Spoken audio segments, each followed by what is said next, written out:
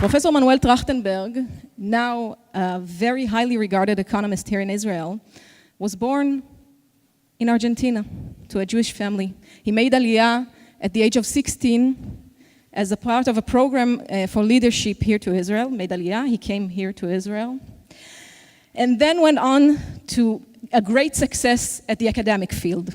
After that, he went on even greater challenges at the public service, which I think, I wouldn't say it's a peak, but it's definitely something very important to us. He went on to be a Knesset member in the Israeli parliament. All the while, taking care of everything that has to do with economic growth and the potential that the human challenge presents to it, okay? So I think it's probably safe to say that he knows a thing or two about the headline of his lecture here, which is The Future of Talent, the Revolution of Mankind. We are the start of the revolution. Professor Manuel Trajtenberg.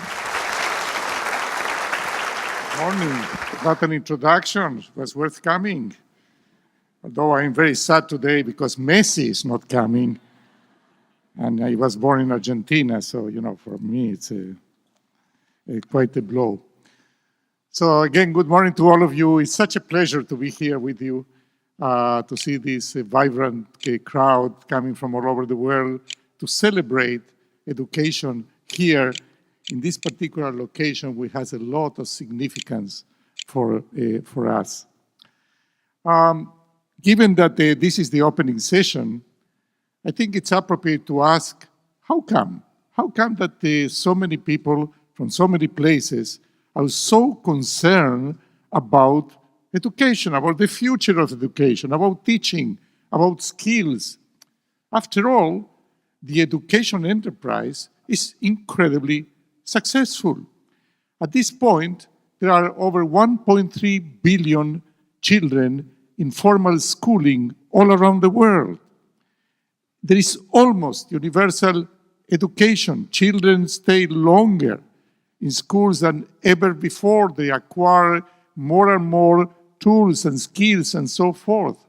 There are about 180 million students all over the world in colleges and universities, and tens of millions of teachers. So about 1.5 billion people are engaged in the education enterprise around the world, which is about 20% of humanity. That's stunning.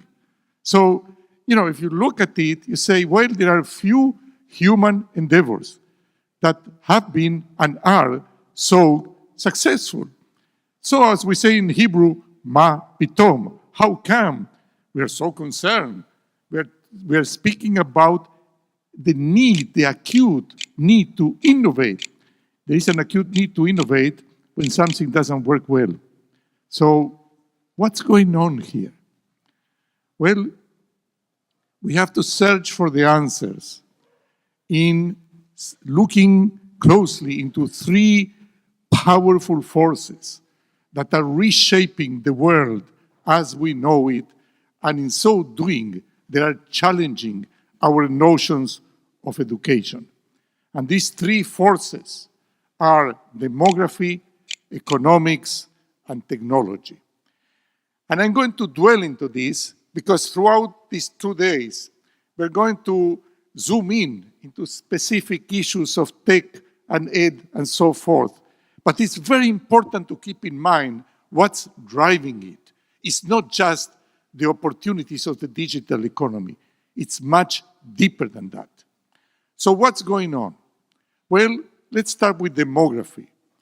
Demography has always been like a huge iceberg that moves slowly, but nothing can stand on its way. I mean, you don't want to be in front of it, even if you are the Titanic.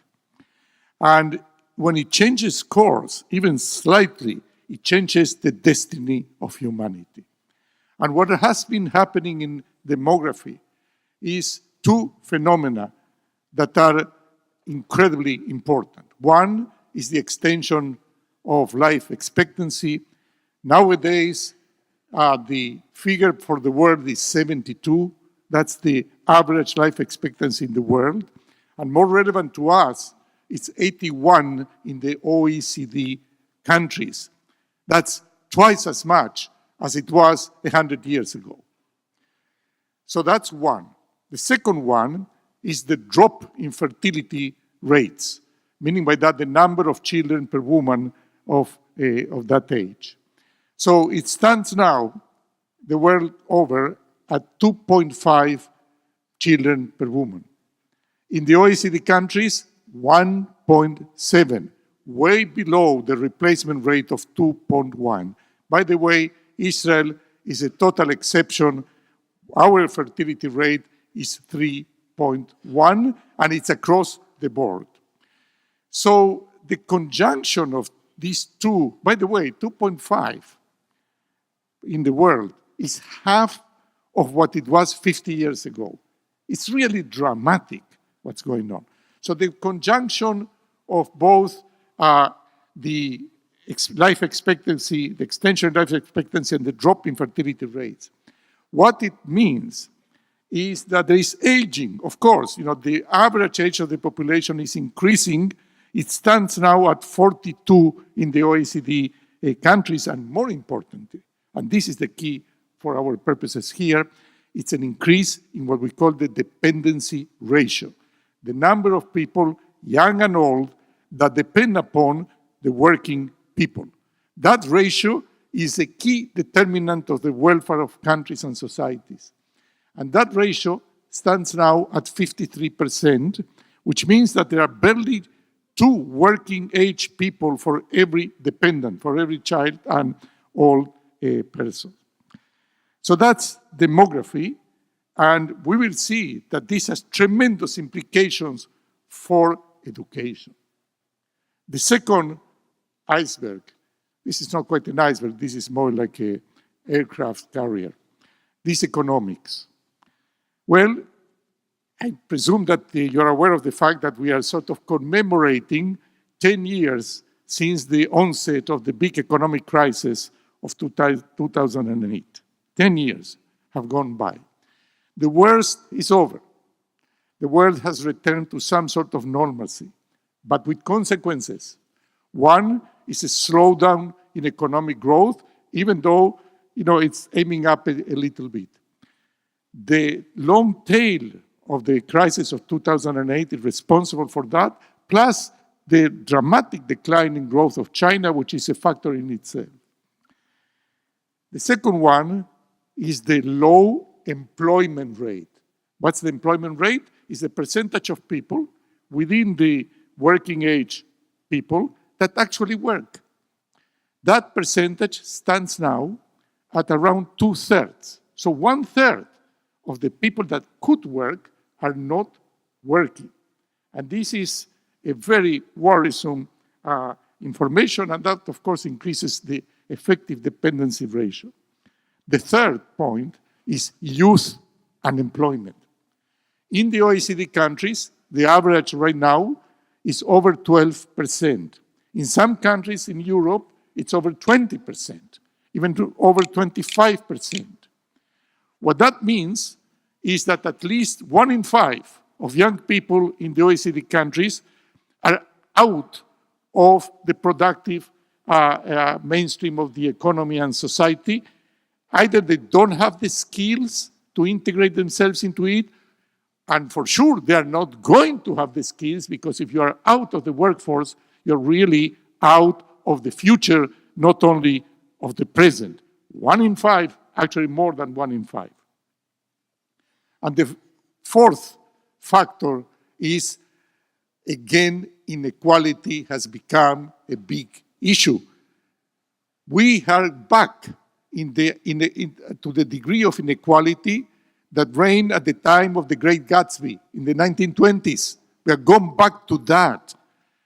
But the difference is that the societies are not willing to tolerate that extent of inequality, and that creates social unrest, and that creates a threat to democracy. All of this has to do with education. It's not just the economics. It has to do with education. I'm going to elaborate on that. And of course, the third big force is technology. And typically technology is the bright side of the moon. Well, this is a very special time because we are witnessing the emergence of what we call a new general purpose technology, a new GPT. What's a GPT? Think of the steam engine in the first industrial revolution, think of electricity in the late 19th century, think of the transistor semiconductors, later on, think of the internet in the past 30 years. That's a GPT. It's a transformative technology that has a profound impact on everything in the economy and society. These things, these revolutions, the appearance of a new GPT happens every few decades. So the fact that we are here and we are going to talk about this technology, this new GPT, is something which is a great, as we say in Hebrew, zchut gdola. It's a great gift to us that we are partaking in the onset of this revolution. And what's the new GPT? AI, of course, artificial intelligence, although artificial intelligence sort of covers a lot of ground, but for lack of a better label, that's what they're going to use. So what does AI do that is so powerful? And I'm referring particularly to machine learning, to ML. Well, it does one thing, prediction. This is what an AI machine or machine learning does. Prediction, accurate prediction that gets getting better because it relies on big data all the time, and prediction that leads to instant decision-making that leads to action. So just to give one example, an autonomous vehicle, in the end, what is it? Well, it's a system, it's a very sophisticated system that can predict the flows of traffic next to you. On that basis you make it, the system makes a decision where to turn right or left, say, and it activates the wheel. I'm simplifying, of course. That's the idea. Now, this has a tremendous potential to transform activities of all sorts, from, of course, transportation to healthcare, from precision agriculture to the practice of law. Everything will be transformed by this new GPT. But from my point of view, in this context, AI has a very promising feature, which is the potential to personalize everything, to personalize all sorts of services and activities that we didn't do before. In economics, we talk in our abstract models about the representative agent. No more. We have to recognize that each is different. We talk about one size fits all. No more. So this is a brave new world of personalization. Of course, to the bright side of the moon, there is also the dark side of the moon, and AI is causing also a lot of anxiety because it's going to displace current occupations. Of course, this is what happened historically with any of the previous GPTs that I mentioned before. And there is room for concern, but we shouldn't be too overly concerned because typically the economy knows well how to produce and create new jobs, new occupations, new opportunities as fast, typically, not always, as the old ones disappear. So artificial intelligence carries a big carrot and a big stick, a huge opportunity and a threat.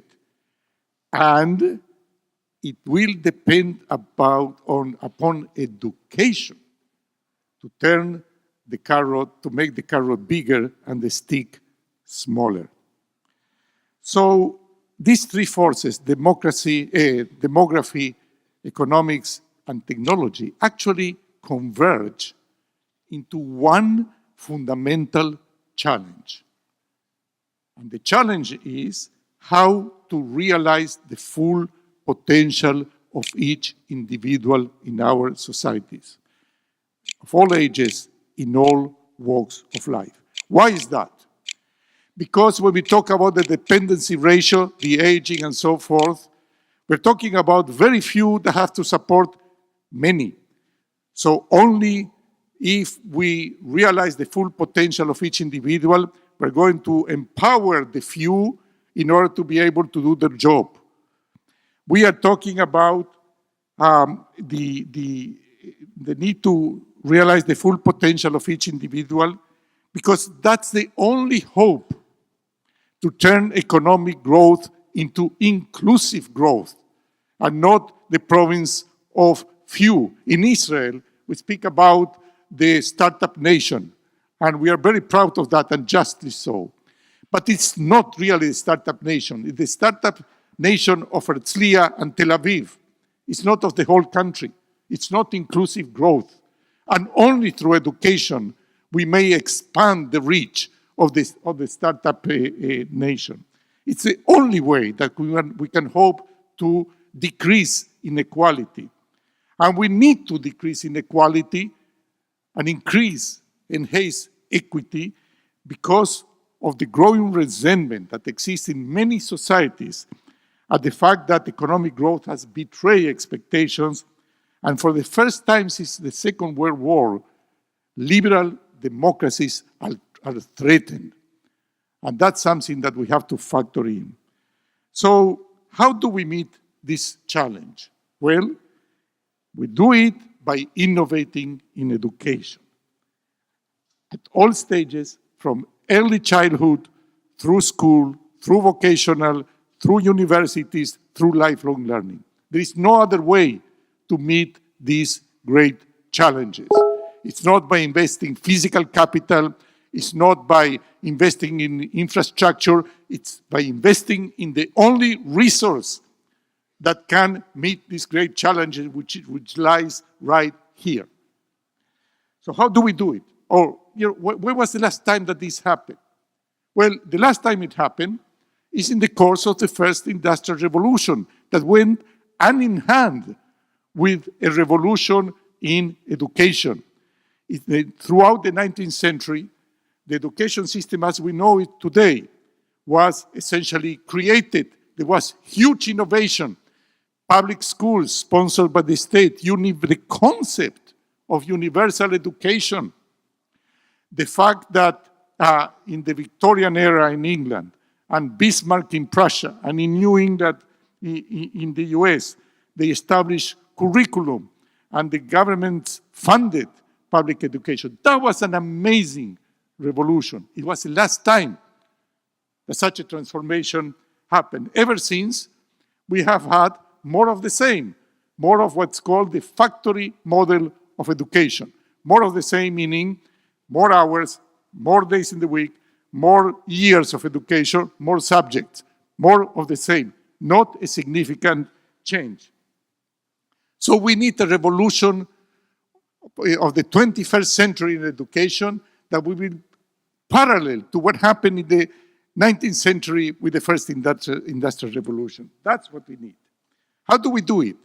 3 courses of action. The first is to go from uniformity to personalized education. There is a basic fact of human beings, and that is that each is different. There is a distribution of every personal and human trait, from personality to cognitive ability, and you name it. So it's clear that if we have an education system that tries to shape everybody within a single mold, as it happens now, this is contrary to human nature. And the consequence is that we are bound to leave many, very many out. And that has to change. So we require a tailor-made educational suit for every single one, every single child, every young people. We have to reconsider the notion of learning disabilities. This is not an anomaly, but it's just part of the diversity, and the approach, how to treat it, should be part of the need to personalize education and not to create 2 separate words, the normal, uniform, and all the others. It doesn't work that way.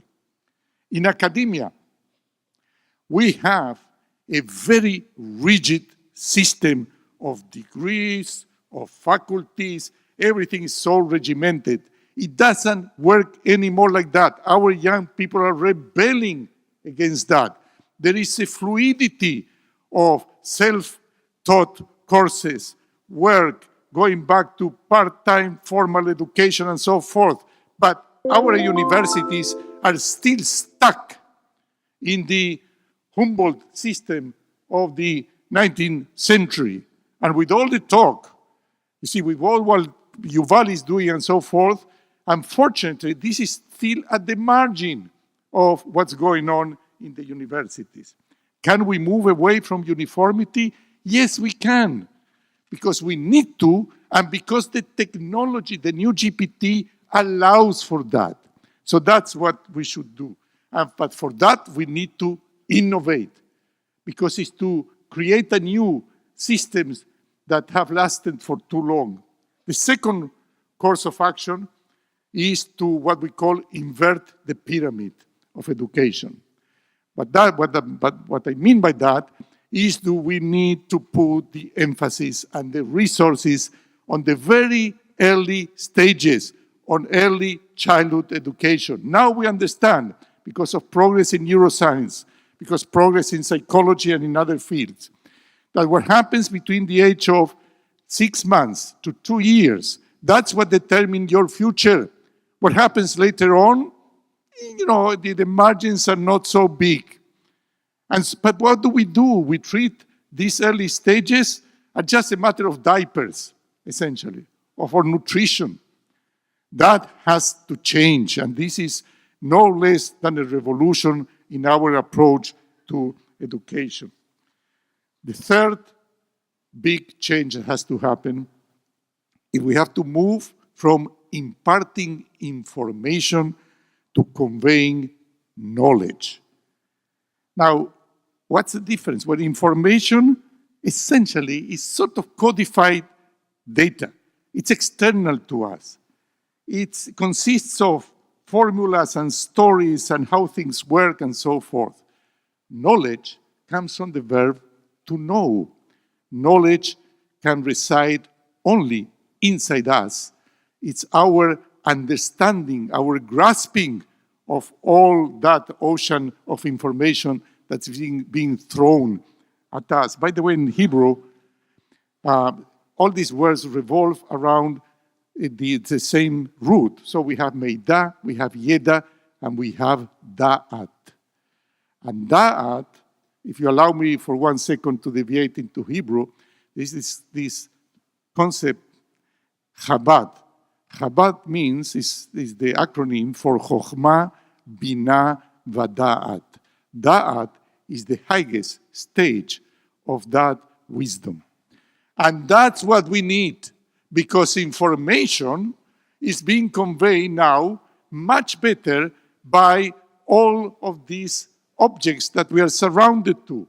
Our young people are constantly hooked to screens, to displays, constantly. Whether this or the computer or whatever, the iPad, they communicate with each other that way. And this is very good and consistent, most of the time, except for fake news, at conveying information, and they do a better job at that than most of our teachers. But this cannot display the conveying knowledge and wisdom. And this entails a completely different approach.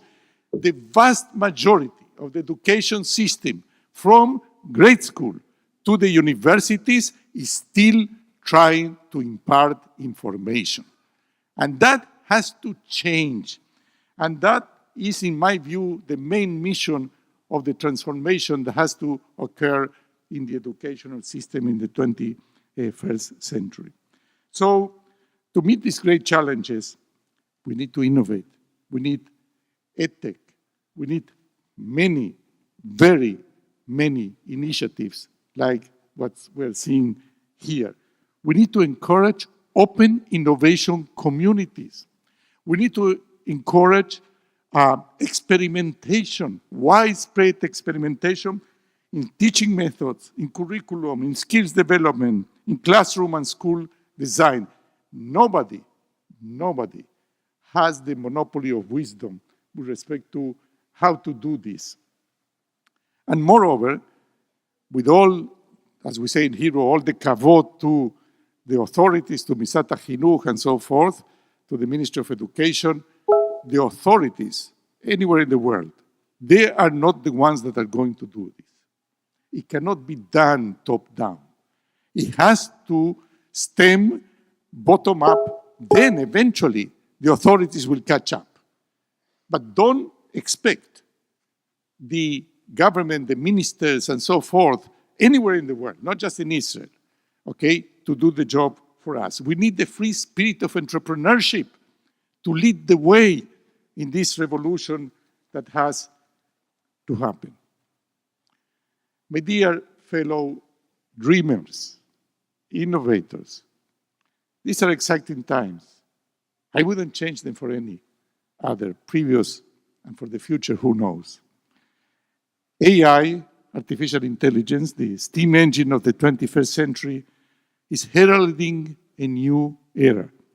But with it comes a huge responsibility, and that is to use it in order to step up on the ladder of human progress, to use it in order to address inequities, in order to aim for a better society.